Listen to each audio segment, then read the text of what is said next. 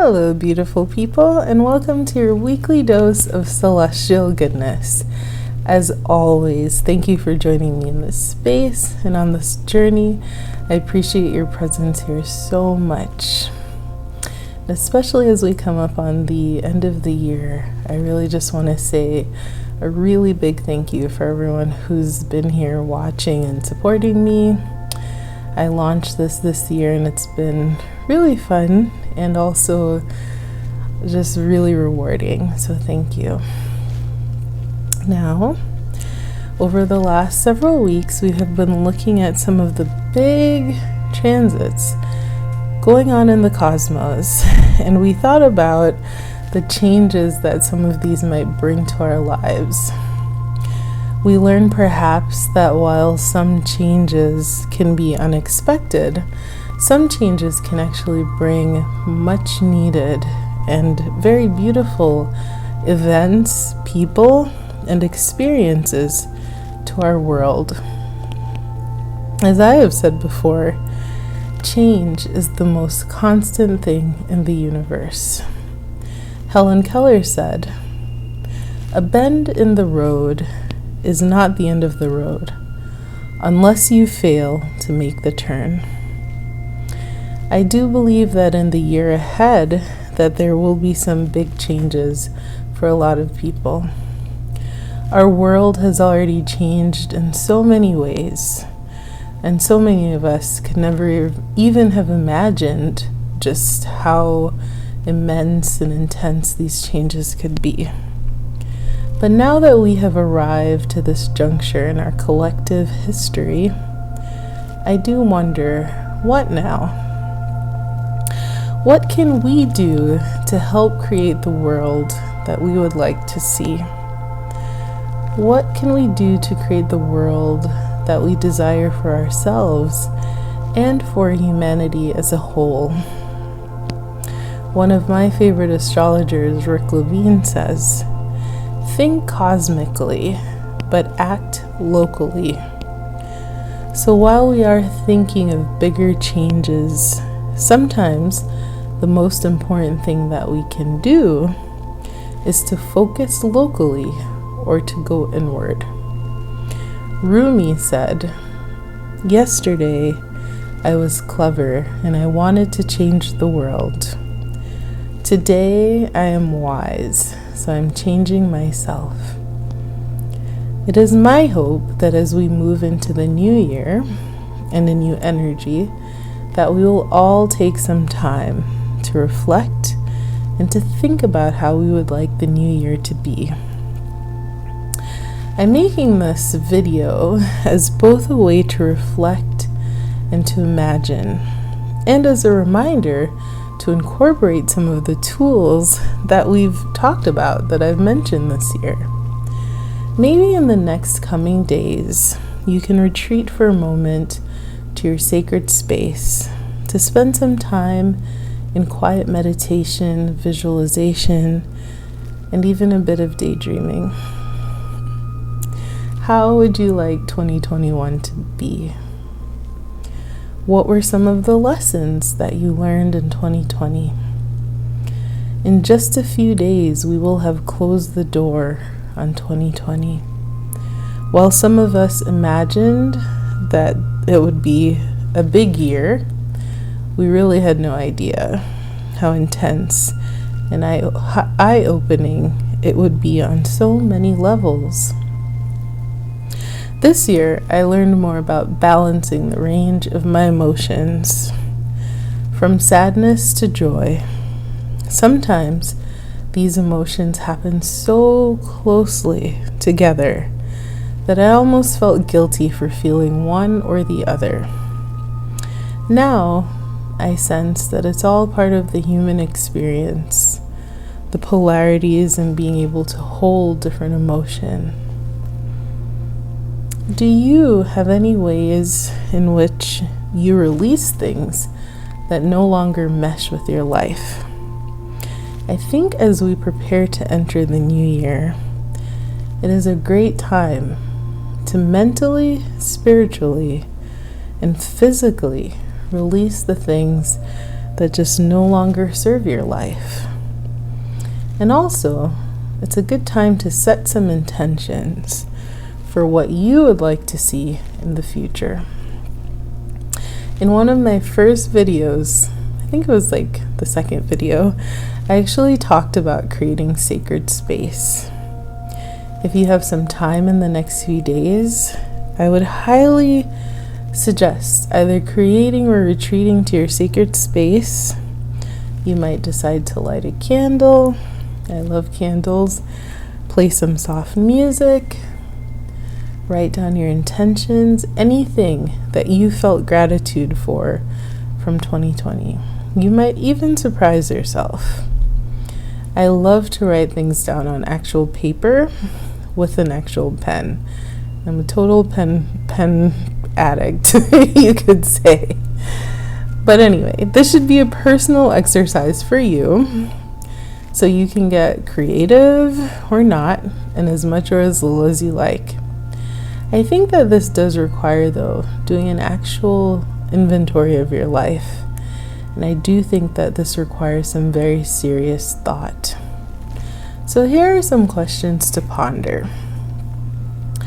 What are the things that you want for your life in the following areas?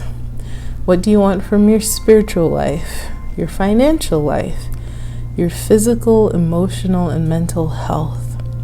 What do you want from your relationships, from your career? What do you have as far as goals in these areas?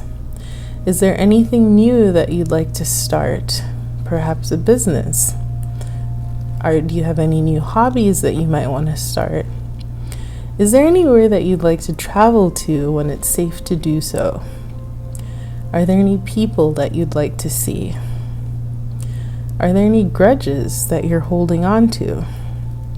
Do you have a lot of things that you haven't really been using that you could donate or sell? Are there any new skills that you want to learn? Do you need to relax more? To rest more? As you spend the time in your sacred space, allow the questions to come. Allow the answers to come without judgment from you. Just allow your mind to think things through. In a previous video, I talked about visualization and affirmations. Now is a good time to close your eyes for a bit and just spend a little time visualizing the answers to the previous questions. Before we do that, we're just going to do a short breathing exercise. I want you to take in 3 deep but comfortable breaths. And as you inhale, I just want you to picture yourself inhaling love, good health, prosperity, and all that is yours by divine right. As you exhale, I want you to exhale out any of the stresses of 2020, anything that may have caused you pain or sadness. The important lessons will remain, but those feelings will drift away. You'll feel your body becoming more and more relaxed with each inhalation. And you also will feel a sense of hope about how things could be. In a previous video, I mentioned Shakti Gawain, who wrote Creative Visualization, and she wrote these tips for visualization. First, always phrase your affirmations in the present tense and not in the future. It is important to create it as if it already exists. Second, phrase your affirmations in the most positive way that you can. Affirm what you do want, not what you don't want. Third, in general, the shorter the affirmation and simpler, the more effective. Fourth, always choose affirmations that feel right for you. Fifth, always remember when doing affirmations that you are creating something new and fresh. You're not trying to redo or change what already exists. Sixth, Affirmations are not meant to contradict or to try to change your feelings or emotions. And seventh, when using affirmations, try as much as possible to create a feeling or belief, an experience that can be true. Temporarily suspend your doubts. And these are just a few that I've shared from Florence Scovel and from Shakti Gawain. I'm going to just read these to you. If you want to close your eyes and just repeat them in your mind, please feel free to do that. I am at peace with myself and with the whole world. I love everyone and everyone loves me. My good now flows to me in a steady, unbroken, ever-increasing stream of happiness. Divine love floods my consciousness with health, and every cell in my body is filled with light. I give thanks for radiant health and endless happiness. All that is mine by divine right is now released and reaches me in great avalanches of abundance, under grace in miraculous ways. My life is blossoming in total perfection. I am whole and complete within myself. I now give and receive love freely. I am an open channel of creative energy. I always communicate clearly and effectively. It's okay for me to have everything I want. I am open to receiving all the blessings of this abundant universe. So there are just those affirmations, and you can just repeat those as much as you want. And I'll just say a few words about releasing things. So for me, one of the ways that I release something is that I also like to write it down. And then I might ceremoniously burn the paper and let the ashes just go off into the wind with loving thoughts. I am thankful for each experience in my life because it helped make me the person who I am today. I also used to do this other thing where I had a little pouch, and if there's anything that I was worrying about, I would write it down on a paper and put it in the pouch, very ceremoniously. And I would pray and I'd ask for some divine help on the issue, and I might give it a time frame. I want to resolve this in 30 days or in 2 weeks. And whenever I would start worrying about it, I would just look at the pouch and know that there would be a resolution for the highest good of all involved. And another pro tip is that if there's someone in your life who may be causing you grief, Marianne Williamson suggests praying for their happiness for 30 days. The theory is that happy people generally don't have time to create grief for other people. So either they'll stop doing whatever it is they're doing, or it won't bother you anymore. I have mentioned this before, and I think it's important to repeat that it is better to just walk away from certain people and situations. It might be hard, but your life will be better for it. So I hope that you have the courage to release whatever isn't serving you, or whatever is blocking you from living your best life. If we've learned nothing this year, it's really that time is not promised, right?